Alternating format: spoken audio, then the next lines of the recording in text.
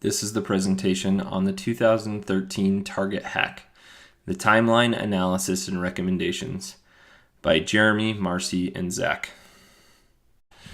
On November 27th, 2013, Target employees discovered that their company had been the victim of a data breach. 2 weeks subsequent to this discovery, by December 13th, Target finally notified the U.S. Justice Department of the breach, and by the 18th, a security researcher by the name of Brian Krebs notified the public of the attack. And by the 19th, Target confirmed this information, stating that the personal and credit and debit card information of up to 40 million customers had been compromised.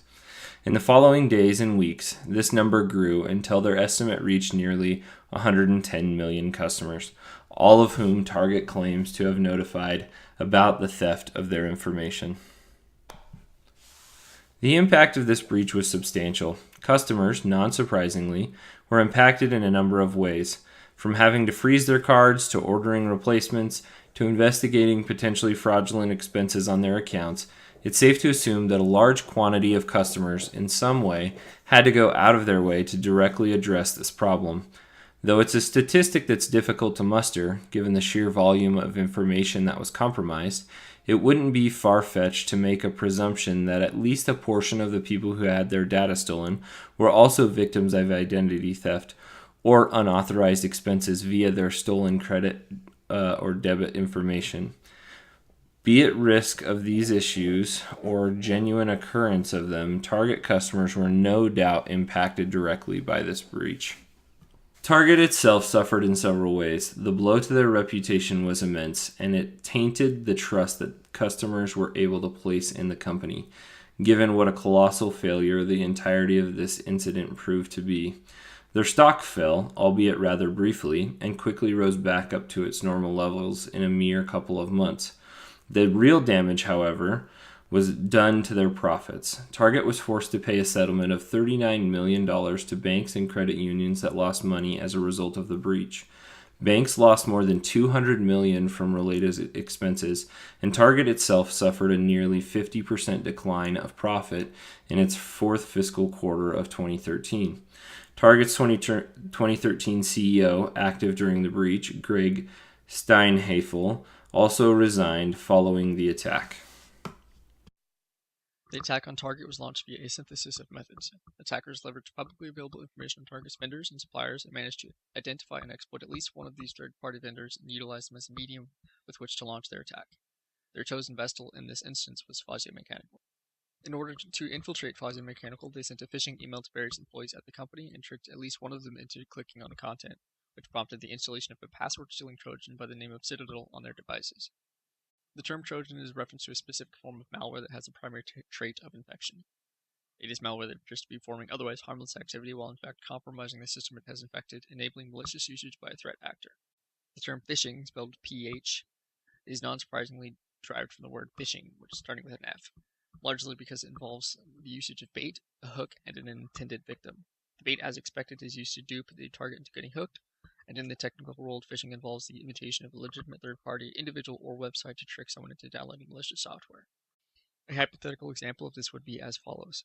If the threat actor wanted to steal someone's Facebook login credentials, they might forge a fake login page that looks aesthetically identical to the Facebook's actual login page, and may even steal some of their front-end source code in the process to accomplish this. However, their bait and fake page will have a backend with an entirely different function than that of the legitimate websites. The fraudulent page exists solely to grab the credentials entered into the page's text fields so that they may be sent to the threat actor. A false website would likely bear a distinctly similar URL to Facebook's actual URL, and the threat actor would be gambling on the notion that the victim would oversee this disparity and use the link anyway. After the user enters their information into the threat actor's website, the page either refreshes, prompting more login attempts, often with different passwords, or genuinely redirects them to the expected page to avoid raising suspicion. This was the concept leveraged to install malware on Fazio Mechanical systems and steal the credentials of one of their employees. Following the compromise, the Fazio Mechanical attackers used authentic credentials from one of their employees to log into Target's vendor portal systems. The target didn't explicitly state which portal was used, it speculated that the Ariba portal was the one utilized for this assault. From this point, attackers were able to use the legitimate credentials of a Fazio Mechanical employee to traverse Target's network, infect point-of-sale systems, install malware on target systems, and gain control of target servers. The Trojan then infected targets' point-of-sale systems, scraped the random access memory of their devices, thereby grabbing the credit and debit information from these devices as cards were swiped through them.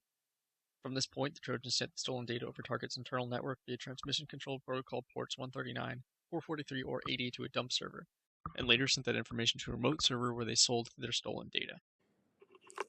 Several measures could have been put into place by both Fazio and Target, respectively. According to a statement made by Fazio representative, their, quote, IT system and security measures are in full compliance with industry practices, end quote. The issue with this statement is that the program that was used is the free version of Malwarebytes anti-malware. While the program does detect and eliminate malware, the free version doesn't include a real-time portion, which doesn't allow anything to be stopped before it can penetrate the system. Furthermore, this version of the software is prohibited for corporate use, likely to stop similar attacks. The first line of defense should have been a real-time version of the software. This may have stopped the breach altogether, but had it not, it would have significantly increased the likelihood that the breach would have been caught. Had it moved past Fazio's systems onto Target's external billing system, Ariba, the next layer of vulnerabilities would have been compromised. According to a former employee of Target, most of Target's applications that they use have Active Directory credentials. This would have allowed the hackers to access the system server, which was not properly segmented, allowing the hackers access to the entirety of Target's network. This vulnerability was widened by the fact that Target rarely implemented one-time tokens or a one-time password or PIN, and two-factor authentication, i.e. having a password and then having to approve or input something on a pre-registered separate device. This could have been solved simply by implementing two-factor authentication or one-time passwords. By not implementing these authentication methods, Target opened its systems up to many vulnerabilities associated with password-only login. Had a one-time PIN generator been implemented, the hackers would have had to access many other aspects of Target's systems. By improperly segmenting their network, after the hackers gained access to the AD credentials and increased the access that AD credentials gave them, the hackers would have been able to bridge the segmentation of the network. By deciding which companies would and wouldn't have access to AD credentials, they would have been able to limit the access to their network. By not implementing these small and simple security features, it is amazing that they were not hacked before. However, because of this, there were many lessons that were learned, and Target wasn't the only one paying attention. Enterprises the world over were paying attention to the drama unfold and gleaning how to prevent similar disaster. However, implementation has been slow. It's been 5 years since the data breach, and the larger picture of its impact and consequences are just beginning to be seen. While the actual legal recourses were resolved with multi-million-dollar settlements just last year, the industrial and political implications are still evolving. Fortunately, albeit surprisingly, the data breach has had little impact on consumer loyalty in the long run, which has not only translated into consistent revenue streams post-settlements, but also into little political pressure to legislate change.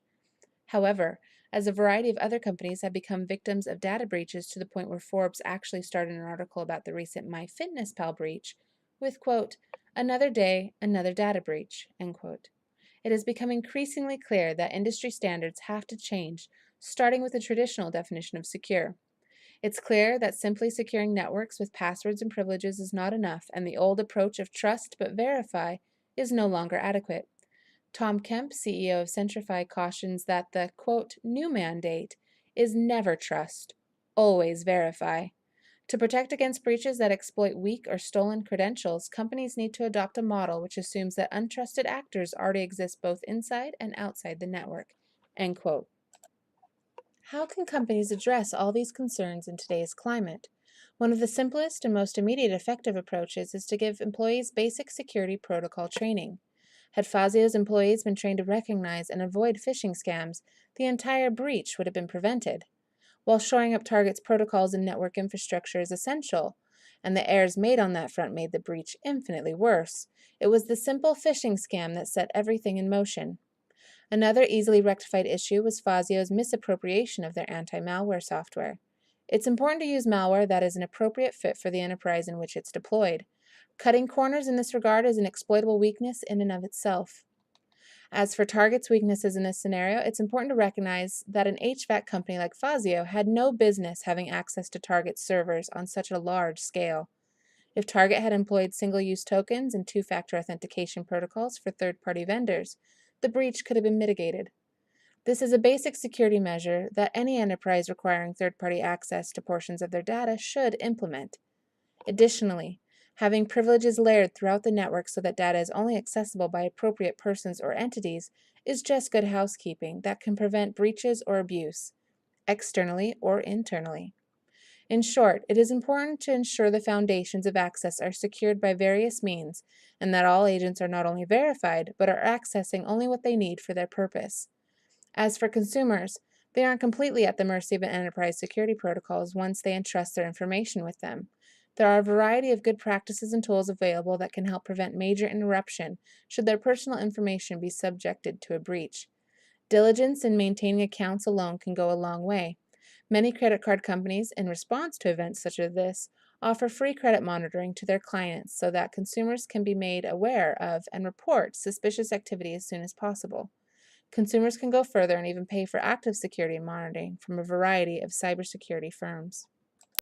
In short, as the world becomes ever more connected and technologically advanced, companies and end users alike cannot overlook simple security awareness and basic implementation. Breaches like the 2013 Target data breach are becoming increasingly common despite the simple measures that could prevent them. Following the aforementioned recommendations can go a long way in mitigating the risk and set the foundation for a more secure future.